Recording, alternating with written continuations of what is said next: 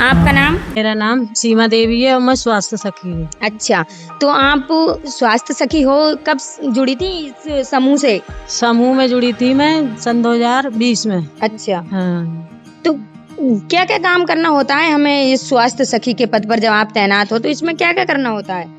इसमें लोगों को समूह से जोड़ना भी होता है, जैसे अच्छा। मैडम ने बताया, लोगों को समूह में जोड़ने के लिए जागरूक करो और महिलाओं को, बच्चों को स्वास्थ्य के बारे में जानकारी दी जाती है। घर के आसपास, घर में साफ सफाई रखो और बच्चों को जैसे टीकाकरण होता है तो बच्चों को धात्री महिलाओं के लिए टीकाकरण के लिए ले जाना पड़ता है। अच्छा। आंगनबाड़ी स्वास्थ्य केंद्र। तो और इसके अलावा और कुछ भी काम होता है आपका? ये काम होता है जो यहाँ पर मैम मीटिंग कराती हैं और जो समूह में जोड़ना होता है लोगों को। अच्छा। हाँ, समूह के बारे में जानकारी देना, बैठक करना, यही सब काम होते हैं। तो इन कामों के अलावा क्या आप और भी कोई काम करती हैं? जैसे आप समूह से तो जुड़ी हैं, लेकिन कोई और काम करती हैं क्या? नहीं, और कोई काम नहीं करती, समूह यही स्वास्थ्य सखी है। अच्छा, स्वास्थ्य सखी हो तो कैसा लगता है आपको ये काम करते हुए? अच्छा लगता है। तो कितनी बहनें ऐसी हैं जो आपकी बात मान लेती हैं और आपके साथ चली जाती हैं? है लगभग होंगी। जब गांव में सबसे कहो, कोई तो मान लेता है, कोई नहीं भी मानता है। हाँ, जो ऐसे ही कर रही है। तो जो नहीं मानता है उसको कैसे मनाती हो आप? उससे कहना पड़ता है कि हम स्वास्थ्य सखी हैं, हमारा ये काम है, हमें मैम ने बताया करने के लिए, हम स्वास्थ्य सखी के पद पे हैं, तो उन्हें टीकाकरण के लिए ले जाना पड़ता है और बच्चों को जो टीकाकरण के लिए उनसे कहना पड़ता है कि वहाँ टीकाकरण हो रहा है, आंगनबाड़ी केंद्र पर चलो, या आशा दीदी के घर पर हो रहा है तो वहाँ उन्हें ले जाना पड़ता है। अच्छा, तो इसके अलावा आप घर पे भी अपने घर परिवार का और बच्चों का ध्यान रखती होगी? हाँ, घर पर। कैसे कर लेती हो फिर सब काम की? जो काम आप अभी हमें बता रही हो, इन काम के अलावा आपको थोड़ो घर को भी काम करने होते हैं, वो कैसे करती हैं?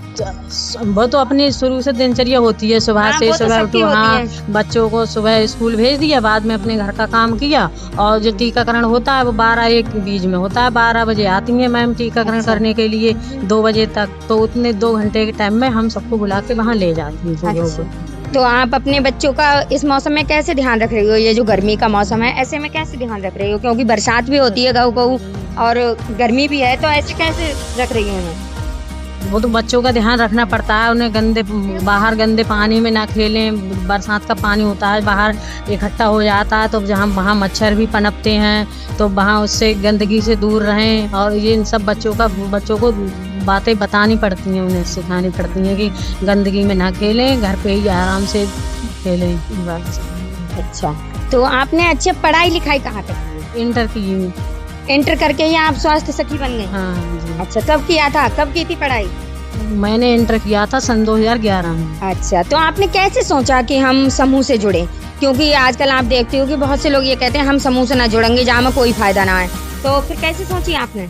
हमने जो बाहर की मैम आई थी, उन्होंने हमें सभी जानकारी दी थी कि समूह में जुड़ने से आपको ये बचत होगी, आप बहुत से कार्य इससे कर सकती हैं, आपको सरकार से पैसा मिलेगा, तो आप अपने घर का खर्च भी कर सकती हैं और बचत भी कर सकती हैं। इसके साथ साथ आपके जो कार्य हैं, गृह कार्य हैं, वो ये बचत के पैसा आपको मिलेगा और समूह से पैसा आपको जो मिलता है उससे अपना कोई भी व्यवसाय जैसे कर सकती हैं, अपना घर का खर्च अपने चला सकती हैं। अच्छा, तो जब आप मीटिंग में आती होगी यहाँ पर और काम भी यहाँ के करती होगी, तो क्या जैसे कोई रजिस्टर बनाने होता है जिसमें लिखने पड़ता है कि हमें कौन से घर से किस सदस्य को बुलाना? हाँ, रजिस्टर बनाने पड़ता है। अच्छा। हाँ, तो उसके जो धात्री महिलाएं हैं उनका भी नाम चढ़ाना पड़ता है और जो बच्चे हैं उनका भी नाम चढ़ाना पड़ता है, जिनके टीकाकरण होता है उन बच्चों का भी नाम चढ़ाना पड़ता है रजिस्टर पे।